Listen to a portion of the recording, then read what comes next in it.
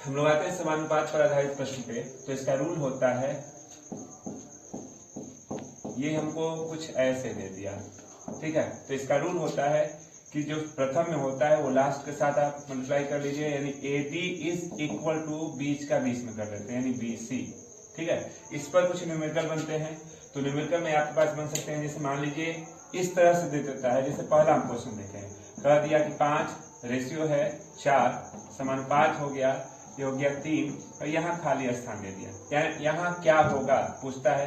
तो इसको मान लेते हैं x, तो ये वाला इसके साथ मल्टीप्लाई करेंगे लास्ट के साथ, तो यहाँ पे हो गया 5x, ये बराबर कर दिए 3 चौके 12 हो जाएगा। तो x का मान क्या होगा, तो 12/5, ये हो गया आंसर, ठीक है। इसी तरह से दूसरा भी क्वेश्चन हो सकता है, मान लीजिए क्या, तो दे दिया 3, यहाँ दे दिया खाली स्थान, ये समानुपात का नियम दे दिया, यहाँ दे दिया 3 और यहाँ दे दिया 5, कहता है यहाँ क्या होगा, तो आप इसको x मान लीजिए, इसका इसके साथ गुणा कर लीजिएगा लास्ट के साथ, 3 5 15 हो गया, इसका गुणा करेंगे 3x, तो x का मान 15/3 यानी कि 5 हो गया, यानी x का मान क्या हो जाएगा, 5 हो जाएगा। यानी हमारे कहने का मतलब ये है कि इसमें से कोई भी अगर अननोन कहता है तो आप उसको x मान के पहला लास्ट के साथ गुणा कर लेंगे, फिर बराबर बीच का बीच में गुणा करके इसको सॉल्व करके जो भी अननोन होगा उसको हम निकाल सकते हैं। ये आपका टाइप हो गया फर्स्ट, पहला टाइप हो गया, ठीक है, नोट कर लें। नंबर 2 पे अगर हम आते हैं, टाइप नंबर 2, तो कभी कभी कहता है कि a व b दो संख्याएं दे दिया, का कह दे कि आप बताइए मध्यानुपाती, यानी इसका मध्यानुपाती क्या होगा। मध्यानुपाती का मतलब सीधी सी बात है कि इसके बीच में क्या होगा। तो आज इसके लिए एक छोटा सा रूल भी है कि इसका मध्यानुपाती करड़ी में AB हो जाता है, या आप उसको समझ लीजिए, हम कहते हैं कि A संबंधे B और ये समानुपात हो गया X संबंधे B कर लीजिए। मध्यानुपाती का मतलब ये बीच वाला क्या होगा, तो इसको गुणा, वही पहले वाला रूल, गुणा करेंगे तो AB बराबर ये हो जाएगा x², तो x बराबर करड़ी में AB। तो ये यहीं से ये फार्मूला बनता है जिसको आप याद रखिएगा कि A और B का मध्यानुपाती क्या होगा। जब कभी कभी कह देता है, जैसे मान लीजिए एक क्वेश्चन ले लेते हैं, कह दे कि 9 और 25 का मध्यानुपाती क्या होगा। तो मध्यानुपाती के लिए हमने बताया ना कि ये सूत्र होगा, तो आप इसका निकाल लीजिएगा, लिखेंगे मध्यानुपाती हो जाएगा करणी में AB मतलब 9 गुणते 25, तो 9 का वर्गमूल हो गया 3 और 25 का 5, तो गुणा कर लीजिएगा, तो ये इसका मध्यानुपाती होगा। यानी आपको क्या याद रखना है, तो याद रखना है, कभी कभी कह देता है कि दो संख्याएं दे दी गई हैं, इसका मध्यानुपाती कैसे निकालेंगे, तो आप इसको इस फार्मूले को याद रखिएगा। ये आपका फार्मूला बन गया है, ठीक है, नोट कर लें।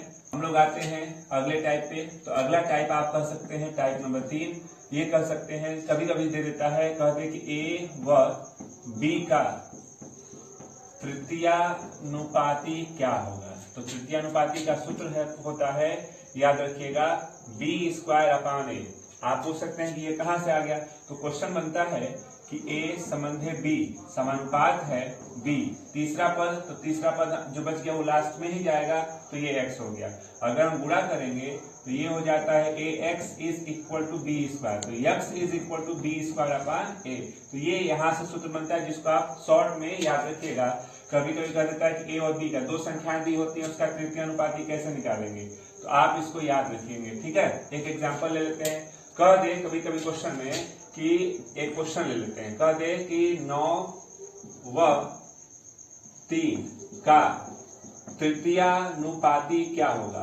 तो आप याद रखिएगा तृतीयानुपाती क्या होगा, तो लिखेंगे तृतीयानुपाती हो जाता है दूसरे वाले का वर्ग, यानी B²/A जिसको आप बोलते हैं। तो 3 का वर्ग और ये हो गया 9, तो 3 का वर्ग 9/9 कट जाएगा, तो तृतीयानुपाती क्या होगा, 1 हो जाएगा।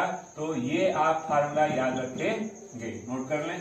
कभी कभी क्वेश्चन में दे देता है, नेक्स्ट अगला आप देख लीजिए, देता है A संबंधे, या कभी कभी दे दे ऐसे A B और C का चतुर्थ चतुर्थानुपाती क्या होगा, यानी चौथा वाला पद क्या होगा।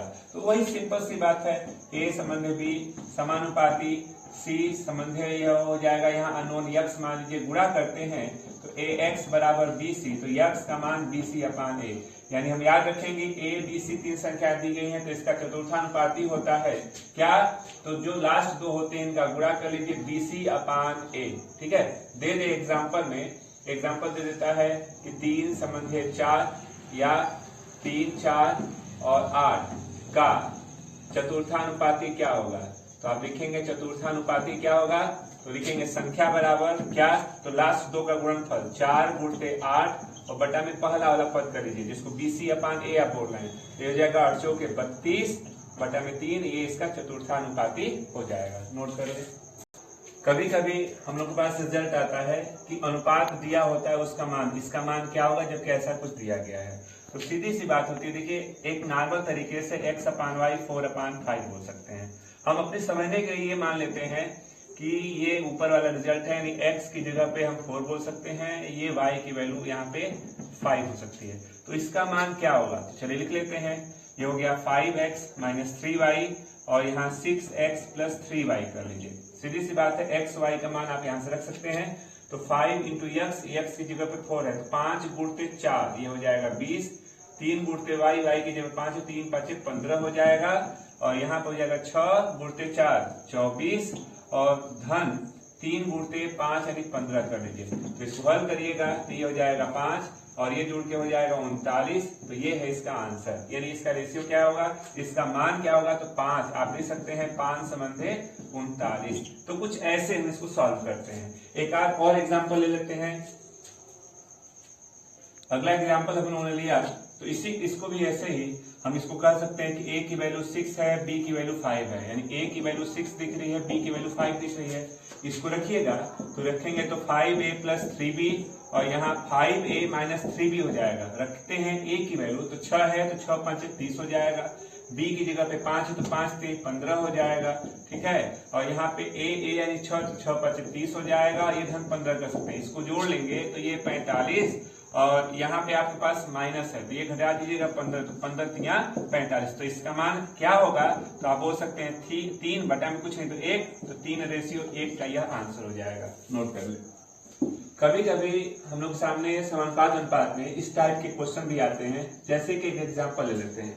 एग्जाम्पल दिया गया है कि 17 संबंधे 19 दिया गया है कि 17 और संबंधे 19 के प्रत्येक पद में दिया गया है कि के प्रत्येक पद में क्या घटाया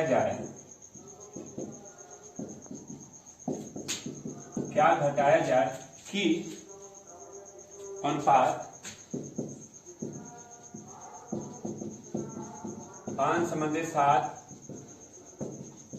हो जाए। ठीक है, तो सीधी सी बात है, प्रत्येक पद में हमको घटाना है, तो हमने इसको लिख लिया ऐसे।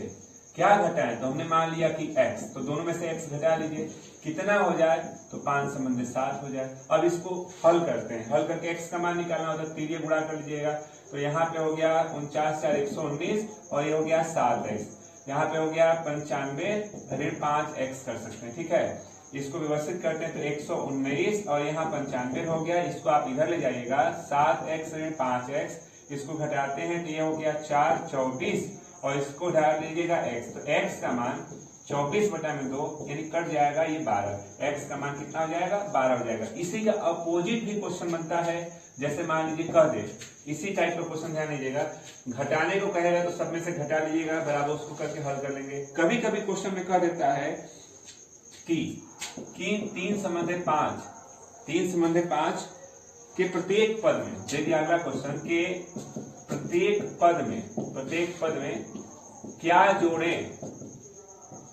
जोड़ें कि अनुपात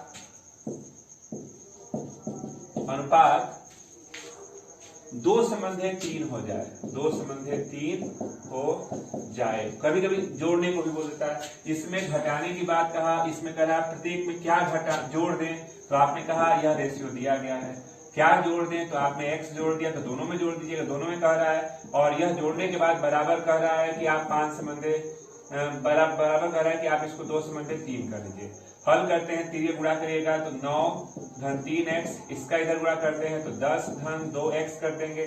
ठीक है, तो 2x को इधर लाइए तो 3x पहले से था 2x हो गया, 9 उधर जाएगा तो 10 ऋण 9 यानी x का मान हो गया 1। क्या जोड़ दें तो 1 जोड़ के देंगे तो आपका ये रिजल्ट हो जाएगा। ठीक है, जोड़ने घटाने को कहेगा तो हम ऐसे सॉल्व कर सकते हैं, नोट कर ले। जैसे मान लीजिए कुछ क्वेश्चन हमारे पास हैं, जैसे दे दिया एक कि 3 संख्याएं दी गई हैं। हमने मान लिया कि हमको 3 संख्याएं दे दी गई। 3 संख्या में क्या क्या दिया गया है, कह रहा है कि 10 संबंधे 15 असंबंधे 24 का अनुपात है। यदि कह दिया कि यदि तीनों का योग दे दिया, तीनों का योग दे दिया गया है 98, इन तीनों अनुपातों का योग कितना है 98 है। तो क्वेश्चन में कह रहा है कि आप बताइएगा बड़ी संख्या क्या है। क्वेश्चन में पूछ रहा है कि बड़ी संख्या क्या है। तो आपने कहा कि अगर यह अनुपात हटेगा तो कोई ना कोई इसके साथ कांस्टेंट लेंगे। तो पहली संख्या हम मान लेते हैं कि 10x, दूसरी हो जाएगी 15x और तीसरी हो जाएगी 24x।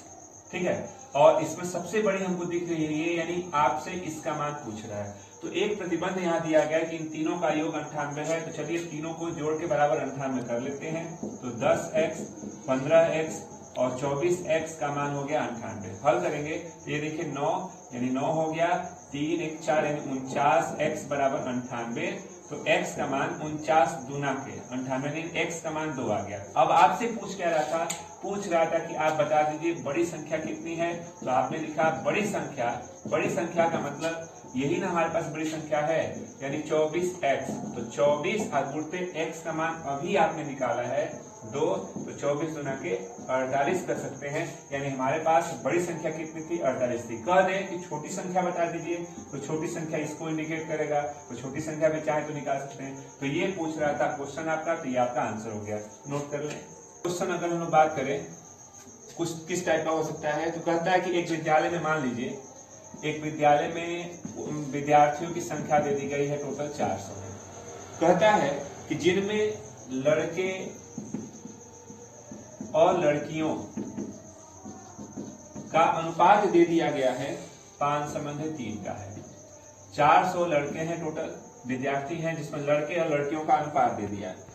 और कहता है कि यदि 50 लड़कियां और बढ़ा दी गई, ये तो दिया गया था, कह दिया कि अगर 50 लड़कियां हम लोग बढ़ा देते हैं और लड़कियों को 50 लड़कियां और बढ़ा देते हैं तो लड़के और लड़कियों का क्या अनुपात हो जाएगा। ठीक है, तो हम ये कहना चाहते हैं कि जब 400 विद्यार्थी थे तो लड़के और लड़कियां कितने कितने थे, ये हमसे पहले हमको जानकारी चाहिए। जब जानकारी निकल जाएगी तो उसमें जोड़ लिया जाएगा। तो चलिए हमने कहा कि अगर अलग अलग करते हैं तो लड़के हो जाएंगे 5x और लड़कियां हो जाएंगी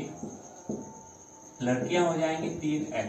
ठीक है, लड़के लड़कियां अलग अलग, इनका योग करके लिख देंगे हम 400। तो 5x धन 3x बराबर 400 हो गया, यानी 8x बराबर 400 हो गया। तो x का मान 400 बटा में 8, 8 25 40 यानी 50। ठीक है, यानी x का मान 50 आ गया। तो x जब 50 आ गया तो लड़के हमारे पास हो गए, इसमें गुणा करिएगा तो लड़के हो जाएंगे 250 और लड़कियां हो जाएंगी 150। 50 लड़कियां और आ गई, तो 50 और आ गई तो लड़कियां हो गई 200। तो अब जो नया अनुपात होगा वह पूछ रहा है कितना हो जाएगा, तो लड़के और बटा में कर दीजिए ये लड़कियों की संख्या। ठीक है, कटा देंगे 5 और 4, तो जो नया वाला अनुपात हो जाएगा 5:4 हो जाएगा। ये तो मान लीजिए नॉर्मल सा तरीका हो गया। हम इसको एक सिंपल तरीके में लगाना चाहें तो देखिए उस तरह से भी हम आपको बता दे रहे हैं। सिंपल तरीका क्या हो सकता है, सिंपल तरीका ये हो सकता है जिसके बारे में निकालना चाहते हैं, लड़कों की संख्या निकालना चाहते हैं या लड़कियों की संख्या निकालना चाहते हैं, तो उसके लिए सीधा सा तरीका है, लिखेंगे आप लड़कों की संख्या बराबर क्या होगा, लड़कों की संख्या बराबर फार्मूला होता है, आप याद रखिएगा, मान बटा में अनुपाती योग और गुणते टोटल जो संख्या होती है। ठीक है, यानी हमारे कहने का मतलब यह है कि लड़कों में लड़कों का अनुपात क्या है 5, अनुपाती योग कर लीजिएगा तो 8, और यहाँ पे संख्या टोटल कितने दी गई है 400। तो 8 5 40, ये यानी लड़कों की संख्या हमारे पास कितनी होगी 50 5 250, ये लड़के हो गए।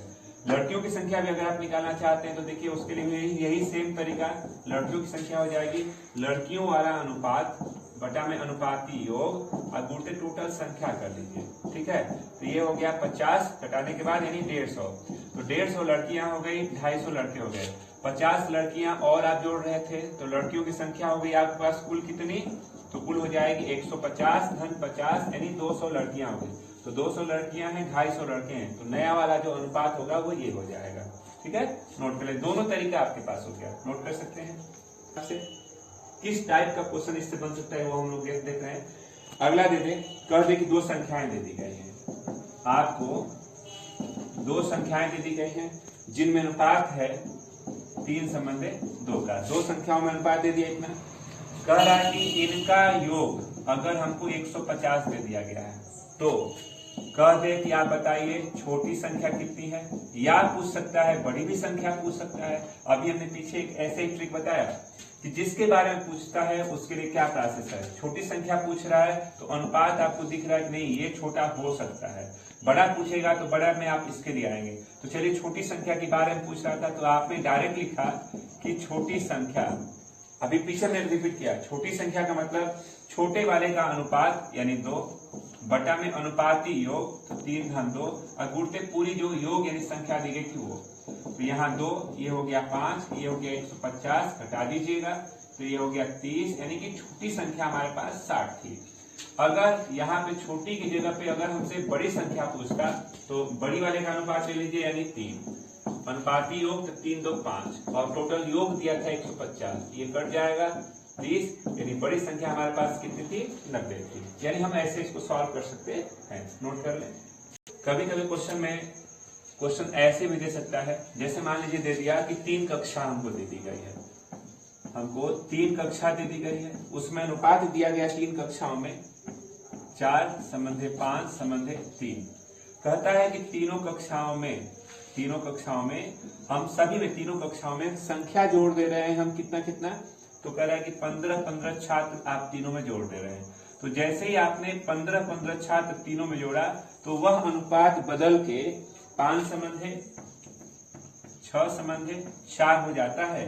तो पहले पूछ रहा है कि पहले बताइए प्रारंभ में तीसरी कक्षा में कितने छात्र थे, तो पूछ रहा है आपको कि प्रारंभ में बताइए तीसरी कक्षा में, तीसरी कक्षा का मतलब आप इसकी बात कर रहे हैं, इसमें कितने छात्र थे, 3 कक्षा दी गई थी। तो हमने ये कहा 15 जोड़ रहे हैं तो हमने कहा कि पहली कक्षा अगर हम बात करें पहली कक्षा की, तो पहली कक्षा में हमारे पास अलग अलग करेंगे तो 4x, इसी तरह से दूसरी कक्षा की बात करें तो 5x, ठीक है, और तीसरी कक्षा की बात करें तो 3x हमारे पास टोटल संख्या थे। तीनों में 15 जोड़ दिया, इसमें 15 जोड़ दिया, इसमें 15 जोड़ दिया, इसमें 15 जोड़ दिया। तो अब जोड़ने के बाद यह जो अनुपात है यह हो जा रहा है, यह का मतलब 5 अलग अलग कर रहे हैं तो 5, 6x और 4x का अनुपात हो रहा है। तो पूछ रहा है कि तीसरी संख्या में कितने थे, तो सीधी सी बात है इसमें से कोई भी एक पेयर ले लीजिए, इसको ले लीजिए या आप इसको ले लीजिए या इसको ले लीजिए, किसी एक को सॉल्व कर लें। तो मान लीजिए हम पहले वाले को ही लेते हैं तो 4x इधर जाएगा तो घटेगा तो 5 में से 4 गया यानी x हो गया, x का मान 15 हो गया। इस x के मान को तीसरी संख्या के बारे में पूछा था, तीसरी संख्या में यही थी, तो तीसरी संख्या में हमारे पास पहले 3x था तो 3 गुणित 15 यानी टोटल 45 छात्र थे तीसरी कक्षा में, नोट कर ले। अगले क्वेश्चन की बात किया जाए हम लोग, तो अगले क्वेश्चन में हम लोग देख रहे हैं कि कह रहा है कि एक संख्या, ध्यान दीजिएगा, एक संख्या का 25% बराबर है दूसरी संख्या के 20% के, दूसरी संख्या के 20% के बराबर है। तो क्वेश्चन में कह रहा है कि दोनों संख्याओं में क्या अनुपात है, क्वेश्चन में कह रहा है कि दोनों संख्याओं में आप अनुपात बता दीजिए, ठीक है। तो हमने पहली संख्या मान लिया x का 25% बराबर है दूसरी संख्या को y मान लिया यानी 20% के, तो प्रतिशत तो कट गया, x 5 से कटा लीजिए इसको 5 और ये हो गया 4, ठीक है। तो ये हो गया 5x बराबर 4y, तो x अपान y, तो ये 5 इधर जाएगा 4/5, यानी हम बोल सकते हैं कि इन दोनों संख्याओं में 4:5 का अनुपात हो जाएगा, नोट कर लें। जैसे मान लीजिए दो दो के पेयर में अनुपात दे देता है, जैसे हम लोग ध्यान देते हैं, कह दे कि x संबंधे y 2 संबंधे 3, ठीक है, y संबंधे z दे दे 2 संबंधे 1, और जब दो दो के पेयर में अनुपात दिया गया है और पूछ दे कि x y z में क्या अनुपात होगा, तो हम लोग एक चीज नोटिस करते हैं, देखिए ध्यान से, कि दोनों में यहाँ भी y है, यहाँ भी y है, इस y की वैल्यू यहाँ दिख रही है 3 है, यहाँ दिख रही है 2, यानी अलग अलग है। एक होता तो सिर्फ, जैसे मान लीजिए हम ये कहना चाहते हैं कि कभी कभी दे देता है कि 1 संबंध 2 है और y और z की वैल्यू 2 संबंध 3 दे दिया, तो जैसे ये y का प्रोडक्ट 2 है, यहाँ भी y की जगह पे 2 है, x की जगह पे 1 है, z की जगह पे 3 है, तो हम इसको चाहें तो बिना कुछ सोचे समझे हम इसको क्रम से एक दोनों में 2 है, y की जगह पे 1 संबंध 2 और z की जगह पे 3 दिख रहा है, यानी हम ऐसे लिख सकते थे, लेकिन यहाँ दोनों में y है तो y की जगह पे 3 दिख रहा है, y की जगह पे 2 दिख रहा है, दोनों में अलग अलग है, तो हम इस प्रोसेस को नहीं ले सकते। जब इस प्रोसेस को नहीं ले सकते तो इसके लिए एक सिंपल सा तरीका आप याद रखिएगा, x y और z ले लेंगे, ठीक है। x y की वैल्यू है 2 और 3 का, y z की वैल्यू है 2 और 1 का, तो इसको अंडरलाइन करिएगा। तिरछा हम पूरा करते हैं ऐसे, ठीक है, तो 2 दूना के 4, 3 दूना के 6, 3 एकम 3, यानी हम बोल सकते हैं कि इनका जो कंबाइंड रेशियो हो जाएगा तीनों का एक साथ 4 संबंध है 6 संबंध है 3 का हो जाएगा, जिसको आपको पूछ रहा था, ठीक है। ये आप याद रखिएगा, ये आपके पास हमेशा याद रहेगा। फार्मूला तो भूल सकते हैं लेकिन ट्रिक नहीं भूल सकते, इसको इस तरह से नोट कर लेंगे। नोट कर लें, x y z 3 का एक साथ देखा, हो सकता है मे बी 4 का दे दे। 4 का मतलब हम कह दें कि मान लीजिए 1 संबंध b, a संबंध b दे दिया, 1 संबंध 4, b संबंध c दे दे 2 संबंध 1, हो सकता है c संबंध d दे दे कितना, तो मान लेते हैं 1 संबंध 2 दे देता है, तो कहता है कि अब इन चारों का a b c और डी, इन चारों का कंबाइंड रेशियो क्या होगा। हमने पहले एक नॉर्मल तरीके से देखा, देखिए बी यहाँ बी 4 है, बी 2 है, यानी आप नॉर्मल डायरेक्ट नहीं लिख सकते, तो सीधा सा वही जवाब बनाइए, ए बी सी और डी। ए और बी वाला 1 4 है, बी और सी वाला 2 1 है, सी और डी वाला 1 2 है। तो पहले हम करते क्या है, इस लास्ट वाले को भूल जाइए, भूल गए तो तिरछा हम गुणा करेंगे जैसे अभी पीछे वाले में हमने किया, तो 2 एकम 2, 4 दूना के 8 और 4 एकम 4। अब फिर इसको नीचे लिख लीजिए आप 1 2, फिर वैसे ही तिरछा गुणा कर दीजिए, ठीक है। तिरिय गुणा करते हैं तो अब क्या बनेगा, तो 1 दूना के 2, 8 एकम 8, 4 एकम 4 और ये हो गया 4 दूना के 8। आपने एक चीज देखा इसमें कि यह ऐसा पद आ रहा है जो एक पद जो 2 दिख रही है 2 से पूरे कटने वाले हैं, तो कटा लीजिए। तो आपने लिखा a संबंध है, b संबंध है, c संबंध है, d 2 से कटा देंगे तो 1 4 2 और 4, यानी इसका रेशियो 1 संबंध 4 संबंध 2 संबंध 4 हो जाएगा। तो आप 4 वाले को भी ऐसे लिख सकते हैं, नोट कर लें। हम लोग क्वेश्चन कहते हैं कि कुछ ऐसा भी हो सकता है क्या, तो दे दिया a संबंध b संबंध, a संबंध b संबंध c संबंध d। तो अभी हमने कहा ना कि चारों का कंबाइंड वाला रेशियो क्या होगा। कभी कभी पूछ देता है कि नहीं चारों का मत बताइए, पहला और लास्ट, पहला में a दिखा और लास्ट में d दिखा और सब एक दूसरे से बंधे हुए हैं। अगर पहला और लास्ट पूछता है तो इसका एक तरीका याद रखिएगा कि पहला और लास्ट हो जाएगा। हम कहते हैं कैसे होगा, तो पहला और लास्ट का मतलब पहला अनुपात a संबंध b गुणते, दूसरा b संबंध c गुणते, तीसरा है c संबंध d। नॉर्मल तरीका से देखिए कि a और d आ रहा है कि नहीं आ रहा, देखिए b से d कट गया, c से c कट गया, a अपान d ही ना बच रहा है। यानी पहला और लास्ट के बारे में अगर कंबाइन आपस में बंधे हुए हैं ऐसे दे दे तो पहला और लास्ट का मतलब होता है, सीधी सी बात है, ये a और d आ रहा है, यानी सभी अनुपातों का गुणनफल 1/4, 2/1 और 1/2 कट गया, बचा क्या 1/4। तो पहला और लास्ट का अनुपात 1 संबंध 4 हो जाएगा। यानी हमको सूत्र क्या याद रखना होगा, याद रखना होगा कि पहला लास्ट हो जाता है सभी अनुपातों का गुणनफल। आप इसको नोट कर लेंगे, नोट कर लें। हम लोग के सामने कुछ क्वेश्चंस ऐसे भी आ जाते हैं जैसे मान लीजिए कि x is equal to 1/3y, कह दे कि y is equal to 1/2z, तो पूछ दे आपसे कि अब बता दीजिए कि तीनों का कंबाइंड रेशियो क्या होगा। तो आपने कहा देखिए y को इधर लाएंगे तो x/y 1/3, यानी x संबंधी y 1/3। यहां आते हैं y/z 1/2, तो y रेशियो z 1/2 हो जाएगा। तो देखिए y3 है y1 है, तो वही पहले वाला रूल x y z कर लीजिए, y1 और 3 और यहाँ हो गया 1 और 2, तो तीरिये गुणा किया जाएगा। तो तीरिये गुणा का मतलब ऐसे हो गया, एक एक कम एक, 3 एक कम 3 और 3 दूना के 6, यानी x y और z का रेशियो 1 संबंधी 3 संबंधी 6 हो जाएगा। तो हम इसको ऐसे सॉल्व कर सकते हैं। अब इसके आगे हम लोग कुछ अलग तरह के क्वेश्चन इसी रिलेशन यानी हम पढ़ना चाहते हैं, पहले क्लियर कर लीजिएगा। अनुपात व समानुपात का आप लेसन ले रहे हैं और कल इसके आगे हम लोग आगे बढ़ेंगे। आज के लिए बस इतना ही रहने दें।